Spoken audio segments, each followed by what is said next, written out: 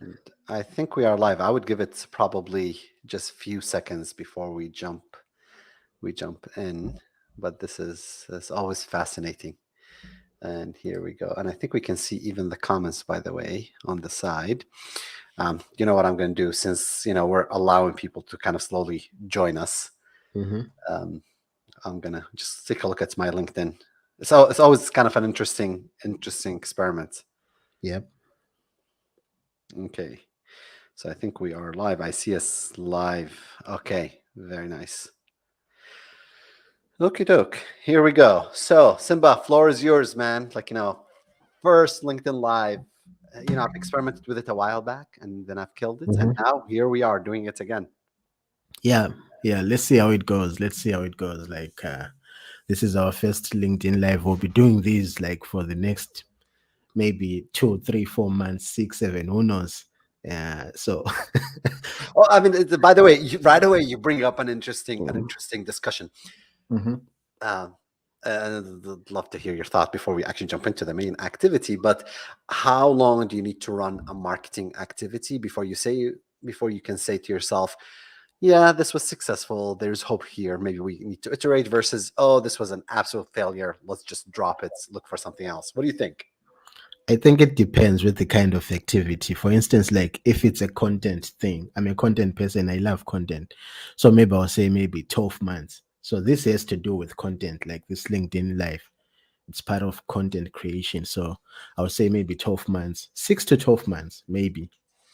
Yeah, I mean, it's sort of interesting nowadays. Before we pick any marketing activity, in my Mhm. mind, I say unless I'm willing to commit 12 months to it, I probably should not do it altogether, which is painful because coming from an experimentation background, my thought is always iterate really quick, make sure that Mhm. something works, drop it if it doesn't. But if you're just starting a new initiative, sometimes it takes a while. You have to work really, really hard on Yeah, it. yeah, So yeah. it makes for interesting discussions at Invest and at FigPie. So Yeah, the thing with content, I think it's always like a long play mhm. thing, you know? You've got to give it like a lot of time to make it to see if it succeeds or not. Well, and again, look at this. This is kind of the beauty of doing this, where we're just kind of like experimenting with the format. But we had an interesting content meeting today in the morning. So we have, Yep. for those who did not see us before, Simba runs amazing content program at Invest. We had Mustafa Shirin, who run the content program at FigPie. Hmm. Two completely different entities, correct? Invest, well established, drives about 100,000 visitors a month. FickBuy is just starting out. We're not going to mention the numbers because they are sad. But again, we're just starting out. Yeah, yeah. But we had this discussion around what type of content that we need to have. And it's just kind of like different type of, because the content that works for Invest is not the same content that works for FickPie. Invest, True. you can put an article and you can naturally get a few thousand people to come and read the article Hmm. within few days. With FigPie, you put an article out and you don't see the same results. It requires a lot more effort. What do you think about our meeting and our discussion? I think it was one of a kind meeting compared to the other meetings that we usually have, and it's good to like know that it's good like to plan when it comes to content and to see if everyone is on the same page. And I loved like some of the ideas, not to say some, most of the ideas that people were raising, Yeah. and yeah. Yeah, I mean, to me, whenever I think of content, Hmm. I think of different types of content. So there is content that you create. I know people will hate me for this one, but there's content that you create so you can rank, correct? Because Google still is a major driver of traffic. And for that content, you want to think about top of the funnel content and bottom of the funnel content. Two completely different types of content. Top of the funnel content is for your brand and for awareness. Bottom of the funnel for people who are actively searching for a solution. Two different types of contents, two different strategies that you use. So that's one. I think the other type of content that's very interesting, which we started to experiment with, is what we call experience-based content. Um, we've conducted 23,000 A/B tests. Here are the 7 big lessons that we've made. We've ran I don't know how many tests we've ran or how many experiments we ran in the last 30 days, but here are the three biggest mistakes that we've made. That's an experience-based content, correct? It doesn't, Yeah, no one yeah. is going to go to Google and search for that type of Hmm. content. But when people read it, they have this affinity to the brand. So it really helps you establish the brand. And that's very, very powerful.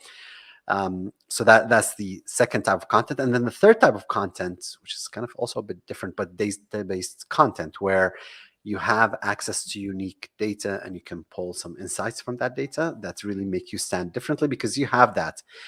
And Hmm. whether it's experience-based, I mean, with Invest, we do all those types, correct? And it's sort of interesting, kind of like the type of visitors it brings, the source of traffic, the affinity to the brand that people have. So it's always very interesting. Um, Yeah, another issue that we spoke about, like that was interesting, is the issue of distribution. And I've been thinking about distribution a lot because when do you actually like? We know that distribution is an important piece of the whole marketing, content marketing process. But where does it come in? Is it like a first during the first stage, or maybe as the last in the last stage? Because I think of it like when I talk about first stage, like you have to create like a certain type of content with distribution in mind, knowing yeah. that I'm going to like distribute this kind of content to a specific channel. Or maybe should it come last? Mm. What do you think of that? Yeah, I mean, by the way, can I just mention something about distribution? Because I think Mhm. there are some industry leaders who have been hammering on the concept of distribution. Um, but I think no matter how important it is, I think very few people have figured it out, in all honesty. For the most part, whatever people Mhm. think distribution, they're thinking about spamming the heck of, like, different social media channels, and Yeah. it simply does not work. Now, if somebody can figure out distribution, I think there are very successful distribution models. I think I think what marketing examples is very powerful and how he managed to really build a really nice distribution engine. Mhm. I think the guys from Gong have done tremendous, like, job in really distributing content on LinkedIn. I think you can look at Chris Walker and what he has done with LinkedIn, Dave Garhart. There are some people who have figured out distribution, but the big question. So we'll just mention this because um, what Gong, for example, does is they have access to data they created, they distribute on LinkedIn. They'll do different formats, so that's really interesting. Mhm. Chris Walker is very interesting, correct? Because he has Yeah. the Demand Gen Live that they do every Tuesday night, Mhm. and they'll take that, they'll cut it into small videos. They have the podcast, and then they'll distribute that. So that's very powerful. But who else is very successful in distribution? And I'm sure there's plenty of examples. We just don't know everybody. Yeah. Yeah. But go back to your question. When you think of distribution, what are you thinking? Uh, when I think of distribution, like I think of like how will I reach my audience, right? Mm. What is the best like channel that they hang out where I can like reach them with my content. So like back to the question is what do you where does distribution fit in the content marketing process? Should it come like as you create the content, or it should come after you have created the content? Tough one. I think you need to think of it before you create the content, and you need Yeah, to yeah, yeah. execute it after, correct? Because as before you create the content, you can say that this piece of content will do really well in this channel and this Yeah, channel. And I okay. think most Mhm. content pieces will work in different channels. You just have to change them. You have to massage them differently, correct? The same piece That, of content. that Yeah, that's go the ahead. difficult part. That's the difficult part, like of trying to make it fit in different platforms. Like it also take like a lot of time.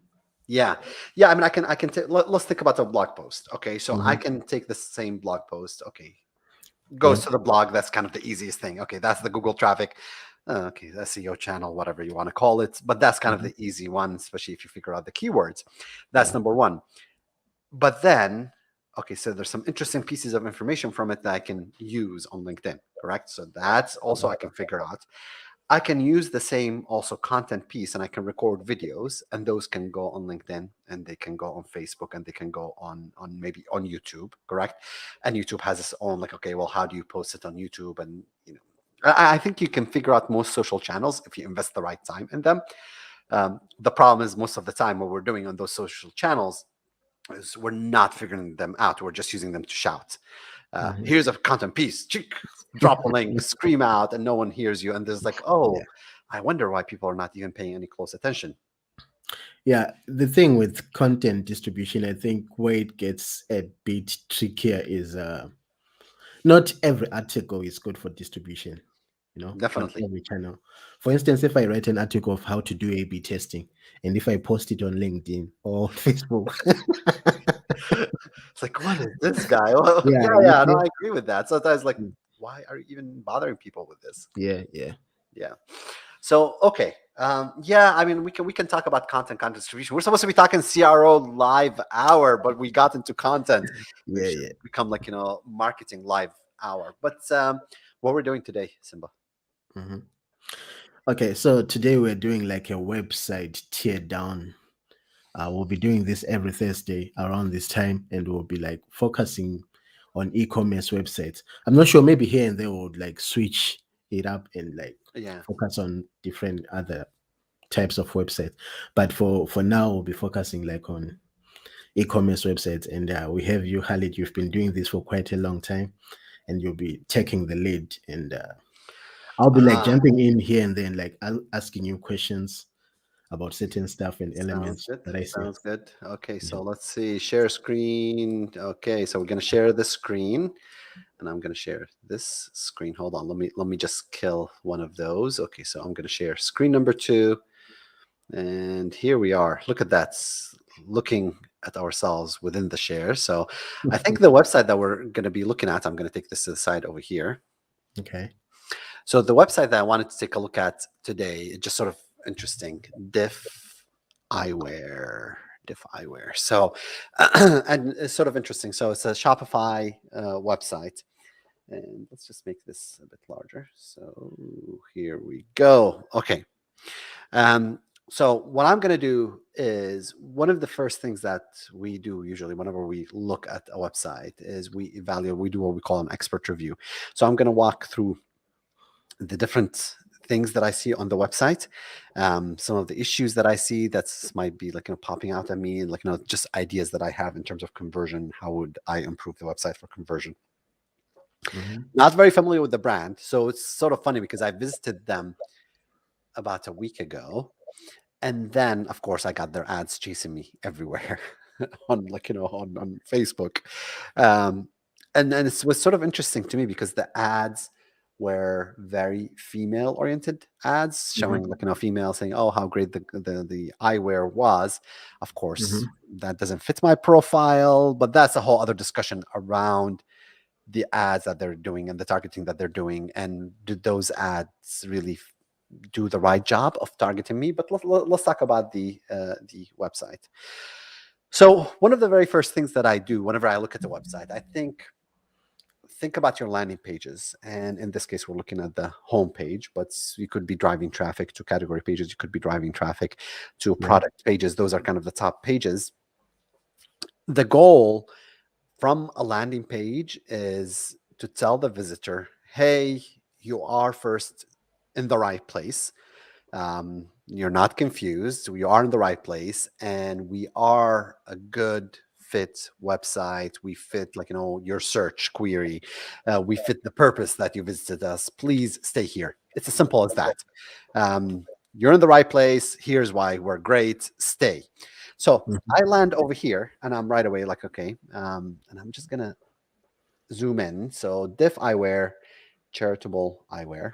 Not sure what that means. We'll dig a bit deeper into it.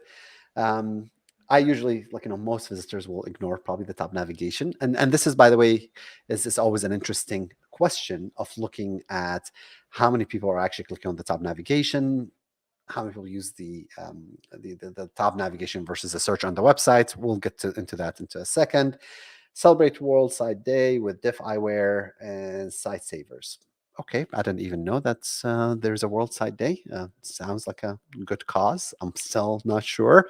Let's continue. Star Wars, the Mandarin Collection, Diff, Charitable Eyewear.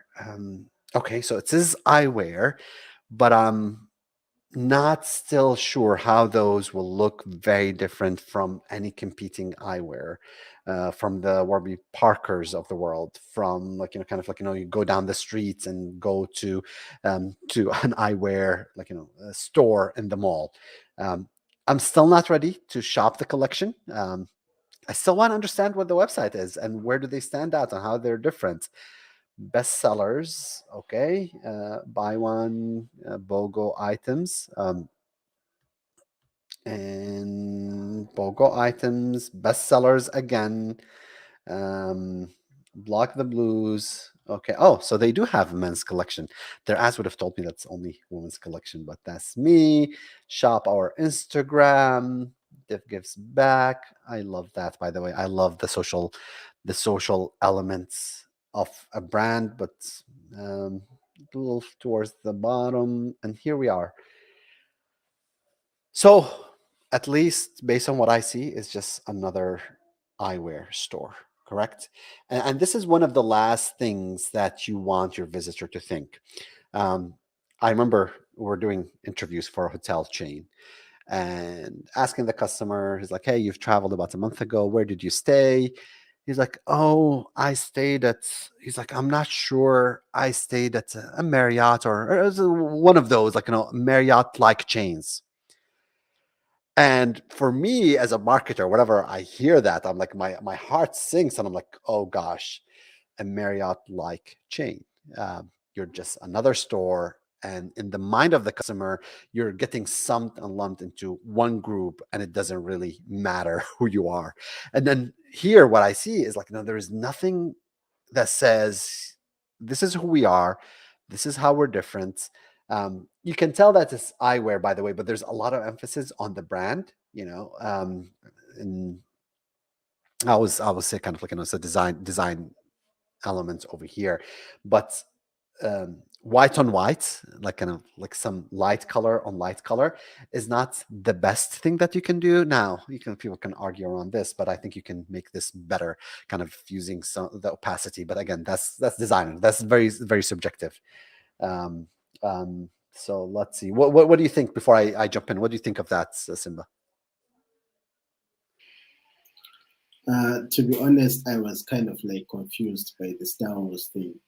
I don't know like the main idea, like what exactly they are trying to do. Maybe it serves a certain purpose, but I don't understand. But I like that when you open like the website, there was no like a pop up that just came. Yeah. Yeah. So I mean, it's interesting to me. And by the way, this, shipping from USA, okay. And I see people experimenting with this: buy one get one free. That's that's your BOGO offer. But I've always thought you can do something better with this. And is this a huge selling point? It's nice. There's better places where I can actually play with this. But even think about this. I'm always entertained whenever I see an e-commerce website, and then they right away they go into best sellers. Bestsellers are really bestsellers for a specific person with a specific need, correct? Uh, for me, if I'm not looking for sunglasses, for me, I'm being a guy, these may or may not be good for me. The goal of the homepage, a homepage or a category page, is what I call a funnel page. They just drive visitors to really the final destination. And the final destination is a page where the visitor gets all the information that they need to make an informed purchase decision. Most of the time, it's actually getting people to the product pages. Um, do we want to funnel people to those specific products? Do we think that those specific products are really good fit for 90% of our visitors? I'm not sure. All these are questions that I want to ask. I think a more interesting approach would be to have I think a more interesting approach would be to have category pages over here so we can help people navigate. I think even something better is to have self-identification, where the visitor is going to say, here who I am, I'm a male, I'm looking for this, and based on that direct them to the right page, as opposed to just having those bestsellers over here. um, I'm not ready to add, and this is something else, by the way, which I think is just sort of interesting. So on the homepage, I just landed, I see bestsellers, they may or may not fit me, and an add to cart. How often do we think that people actually would click on add to cart from the homepage? Um, I highly doubt that this actually ever happens. I think what I would like to do, because like I'm like, hey, I'm just walking into the store. I'm not ready to add it to the cart. Maybe a better CTA over here is to actually take people to the product page where people will view it. Something else, and this is a space that we're very familiar with because we have several clients. I'm not familiar with diff per se, but we have clients who actually probably compete with diff. Some are probably larger, some are a bit smaller. But how do you establish, for those who are not aware of your brand, how do you establish the credibility and the trust? The site looks professionally designed, but that's most websites. That's what I would expect in 2021. Um, how do I establish that? I mean, I like the number of reviews, but look at this is very powerful, and most companies really hide it. Uh, Shop on Instagram. Let's take a look at Instagram. Oh no, I thought like I can open up the. I guess these are images that they're pulling from Instagram, but I am Shop the Look again. This is Shop the Look. It's. I mean, I think they could do so much better, especially with the number of reviews that they're showing. I think there could be something a lot better done. But okay, so we're gonna go to either sunglasses, blue light, prescription, collabs, accessories, skincare. Hold on. This actually threw me off completely. Skincare. Okay, interesting. Um, I don't know what to say to that. I'm not sure. Again, I'm not very familiar with the brand. Does this fits with? I mean, like to me, okay, you're an eyewear, but okay, now we're talking about skincare. It's interesting. Wouldn't have thought about that one. Oh, let's see. And by the way, this sale category, I see so many e-com websites fall into the trap of having a sales category. I mean, Macy's is a classic example. Most even like Banana Republic and Gap, and they always love to have the sale category. And guess what? For people who are always looking for deals like me, we're always going to go into into that sale category. But you're better off actually driving people to one of those other categories, blue lights, sunglasses, and having the sale category within that, as opposed to a standalone category. Um, Again, bestsellers. I don't know if I would have that over here. I would restructure and think about running a cart sort algorithm, or like test experiment, to just figure out the structure of my top level categorization. Let's take a look at some of the. Let's shop all sunglasses. Now, by the way, something else, and this is sort of interesting. Men versus women. My impression based on the ads, that this is a more female oriented site. It could be wrong, by the way. And if it's not, then I must have completely missed the boat. But that's how the design is, correct? I mean, if you go back to the homepage actually, what do you think? Male, female? What are your thoughts, Simba? From this, I can't tell. You can't tell. Yeah. How about can you tell But from here? what do you think? Maybe most of their customers are females. I don't Yeah. know. It feels like it, because I mean, shop our Instagram, they're all Yeah. female, correct? Mhm. But then we have the men's collection. But again, it's sort of like, if I go back to the bestsellers, again, it's the female, correct? Yeah. And these, I'm not a very fashion oriented person. The most fashionable thing that I wear is my hat. Um, but these feel like a female Mhm. kind of glasses. So, okay. Oh, definitely female-ish. Oversized. Okay. Or shop by frame shape. Okay, so I can do this. Can I just remove it? Okay, I like that. So I'm able to remove it. So there's 289 results, polarized, lens type. I like this, by the way, 289. And then I wonder, I wonder what is the sorting mechanism that they're using. 72 reviews, 72. Mm. By the way, do you notice something over here? Like, I don't like this 72, 72, and then 72, Oh, correct? yeah. I wonder if it's the same item, and let me see. And then look at, like, I wonder if there's more information that we can provide in this case. And again, they're insisting on the add to cart. And some of those items, okay, they're BOGO items, but this also is not the best way to display it. I would actually display it in a way that makes it stand out as opposed to a headline. And you can do so much testing with this. This is kind of a site that's begging to be A/B tested, by the way. No, I'm not ready. I'm not ready to go in. Let's continue just for a second. Um, the pricing, this, I mean, crystal, polarized, amber, tortoise, cognac, night sky, polarized. I mean, some of the information over here is like almost we want to have it, but we don't want to have it. We are having it, but we're hiding it at the same time, correct?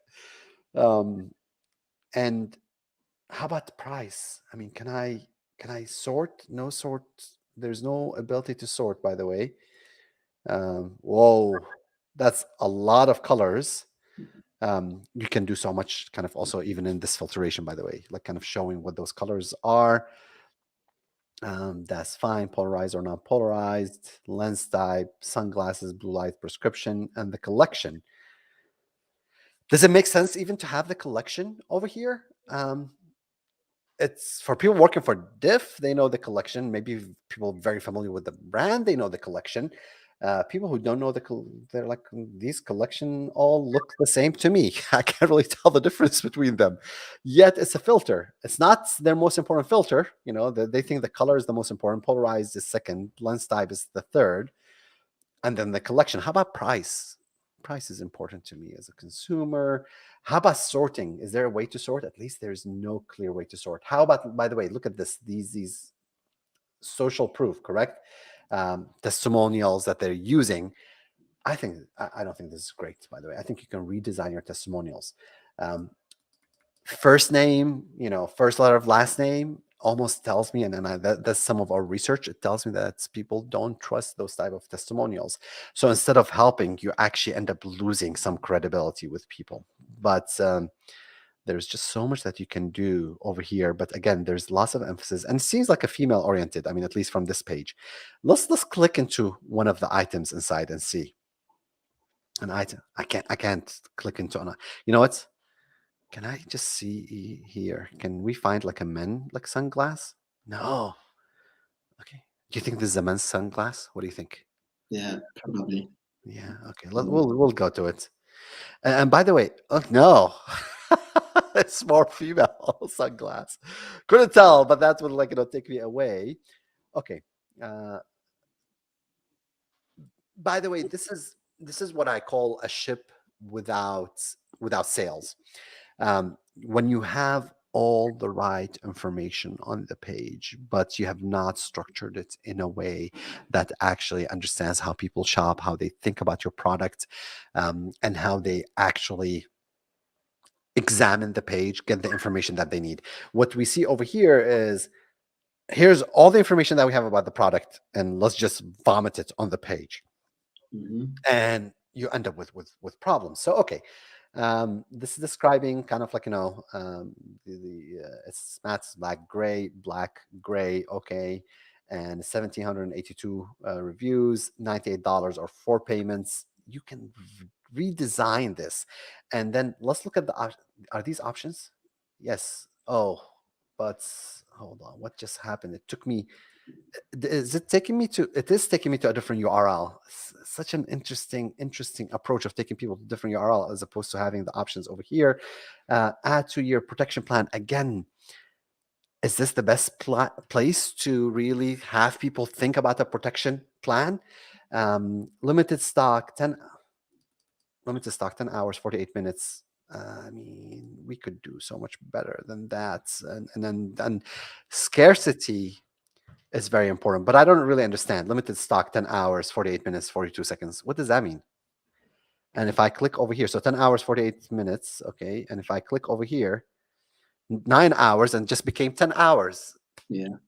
Doesn't work. People figured this out. This worked really well back in 2010, 2011. Fast forward 2021, and it's just not that great. And okay, let's continue. Add to carts. Again, lots of information over here. And this is, by the way, an interesting design. I'm trying to scroll down, but just because of the way the page is designed, it took a while. You see how? Until like all the images finished scrolling, and then now I'm able to scroll down. Some information over here, and then, by the way, this makes for really great testing if you want to test this kind of different layouts. And then the look, of course, right away, is all kind of female. This is where you pull Instagram images. And then there's some really amazing technologies out there that actually can help you. And based on what the person likes on from those images, you can make other product recommendations to them. Um, Real and oh, look at this. They actually have reviews with images. Why hide them? That gives so much more credibility, by the way, than like the fancy images that you have over here. And customers also loved. I think we can do. Let's see. I'm gonna just read quickly. Is it once I'll read as I'm reading this with its ultra modern brow bar and oversized teardrop lens. The Coco is at once elevated in design, completely wearable, as opposed to not so completely wearable. We can improve the copy tremendously. I mean, this is where we go to our friend Rishi and tell him what can we do to improve the copy over here. But let's say, you know what, I am convinced. I'm going to click on add to cart, and I'm going to actually, oh, look at what happened over here. I clicked on add to cart. Of course, I had this thing about asking me, and you see how busy the page and how busy the pop-up is. It's Yeah. almost, I'm not even sure. I always say a visitor should be very clear on what to click on next. You should be very clear to them. And over here, so okay, my cart, buy one get one on Sun. Okay, so again, promotion. You are $17 away from free shipping, 85%. So I guess that's at 17. And here's my item that is hidden in the middle of a million things. Oh no, look at this. So something else that just popped up. Free shipping. I thought I was $17 away. No, you can get free shipping. Click to copy. I'm not even sure, by the way, check out now, but I was ready. I was just really trying just to read the page. I'm actually not sure where to click because I really still wanted to confirm. So can I just copy this? No, okay, copied.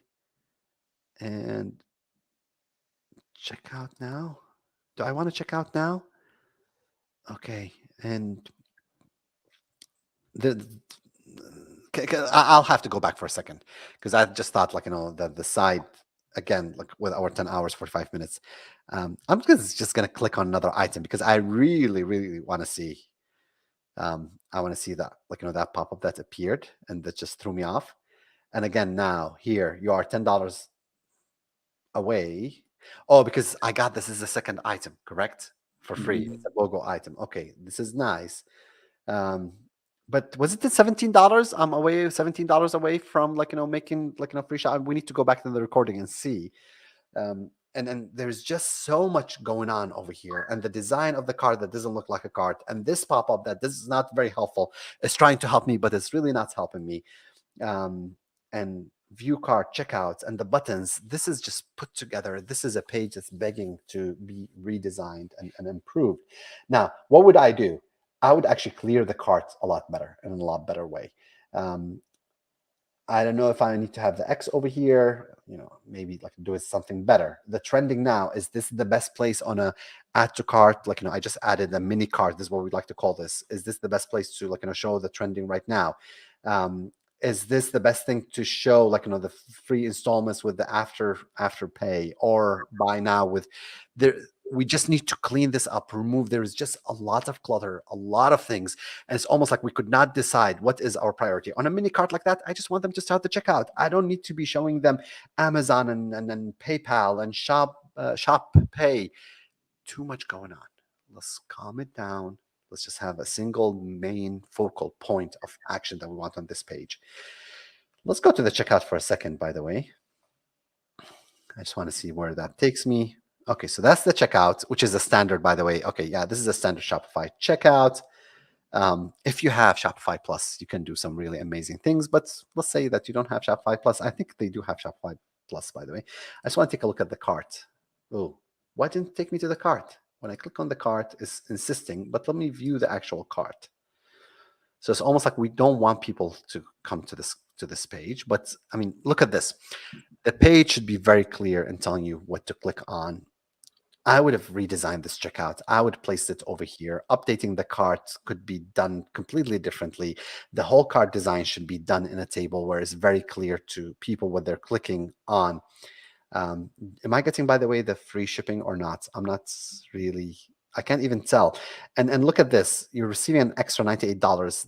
This encourages a person to act because you're getting so much value, but it's really hidden over here, correct? And it's almost like, I need to scroll down to find out all this information. And there's just so many different things that I should be bringing up, rethinking about the design of the offer. All of these things, by the way, this is an assurance center, which back in 2006, that's when we first started on conversion optimization, 2007. We added an assurance center like that to one of the retailers, and it helped increase sales. I forget, like over 30%. And the IRCE, the Internet Retailer Magazine, did an article with us at that point in time. And what we saw is whether our own clients and other companies start copying that as if it's like something very helpful. And what I say, sometimes you do need to have an assurance center. You just need to think about its design and where to place it. Based on what I'm seeing over here, no one is going to see this. And I would run heat maps, correct? To see, are people clicking? Are we seeing people actually scroll all the way down here? Is this even clickable? Secure transaction. People expect that nowadays. So it was just almost like you really need to pay a lot of thoughts into what elements you need to include.